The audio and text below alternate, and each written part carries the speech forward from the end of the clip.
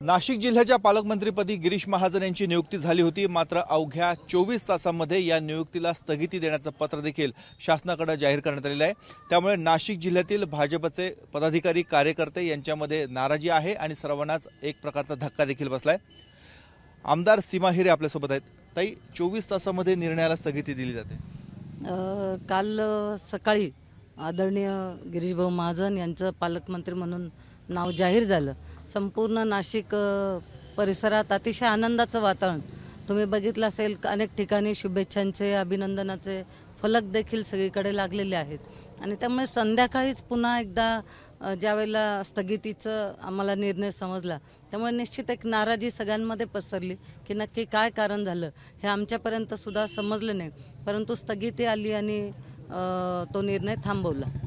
तुमचं काही बोलणं झालंय मुख्यमंत्र्यांशी म्हणा किंवा गिरीश महाजन यांच्याशी? नाही, माझा संपर्क होऊ शकला नाही। मुख्यमंत्री तर दावोसला गेलेले आहेत आणि गिरीश भाऊंचा पण फोन माझा लागला नाही, म्हणजे बोलणं झालं नाही आहे माझं। परंतु मला असं वाटतं की आदरणीय गिरीश भाऊ यांनी यापूर्वी देखील कुंभमेळा अतिशय यशस्वीपणे सांभाळला होता। कुठलीही चुकीची घटना ही त्या कुंभमेळ्यात झाली नाही। आता आपण बघतो की आता जिथे कुंभमेळा चालू आहे प्रयागराजला गॅस सिलेंडरचा स्फोट झाला, अचानक अग्नितांडव झालं। त्यामुळे करोडो भाविक हे सिंहस्थात येत असतात आणि सुरक्षेच्या दृष्टीने अत्यंत काळजीपूर्वक आपल्याला सिंहस्थ कुंभमेळा हाताळावा लागतो आणि तो अनुभव त्यांचा आहे। त्यामुळे नाशिककरता गिरीश भाऊ पालकमंत्री असणं हे खूप गरजेचं आहे आणि महत्त्वाचं आहे। मागच्या वेळेस देखील गिरीश महाजन हे पालकमंत्री होतील अशी शक्यता होती। ऐनवेळी दादा भुसे यांचं नाव समोर आलेलं होतं। आताही दादा भुसे डावलले गेल्यामुळे नाराज आहेत अशी चर्चा आहे। तसं तर मी नाही सांगू शकत, कारण आमचे सर्व निर्णय हे वरिष्ठ घेत असतात। त्यामुळे काय होईल ते मी सांगू शकत, परंतु गिरीश भाऊ कसे योग्य आहेत हे मी आतापर्यंत मांडलं। कृषी मंत्री माणिकराव कोकाटे यांचं म्हणणं असं आहे की त्यांचे 7 आमदार आहेत, त्यामुळे ज्यांचे जास्त आमदार त्यांचाच दावा पालकमंत्री पदावर असायला पाहिजे। संपूर्ण जिल्ह्यात खरं तर महायुती ही लढलेली आहे। सगळीकडे महायुतीचे उमेदवार हे निवडून आलेले आहेत।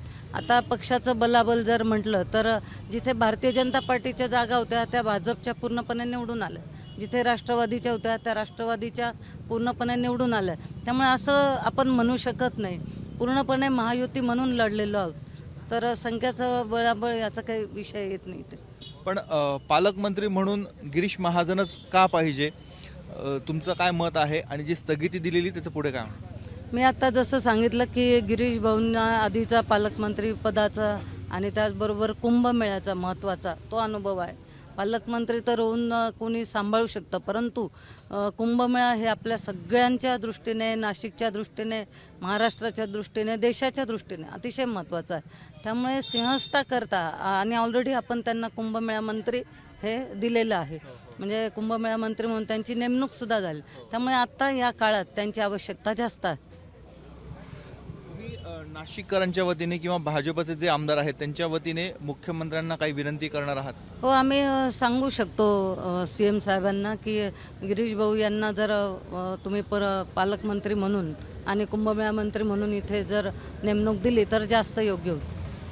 या आहेत भाजपचे आमदार सीमा हिरे। त्यांचं मत आहे की मागच्या कुंभमेळ्यामध्ये गिरीश महाजन यांनी अतिशय चांगलं काम केलेलं होतं, सुयोग्य असं नियोजन करण्यात आलेलं होतं। त्यामुळे गिरीश महाजन यांनाच कुंभमेळ्याच्या पार्श्वभूमीवर नाशिकचं पालकमंत्री पद द्यावं या संदर्भात मुख्यमंत्र्यांशी देखील त्या चर्चा करणार आहेत। कॅमेरामन मयूर बारगेसह मुकुल कुलकर्णी, ABP माझा, नाशिक। ABP माझा, उघडा डोळे बघा नीट।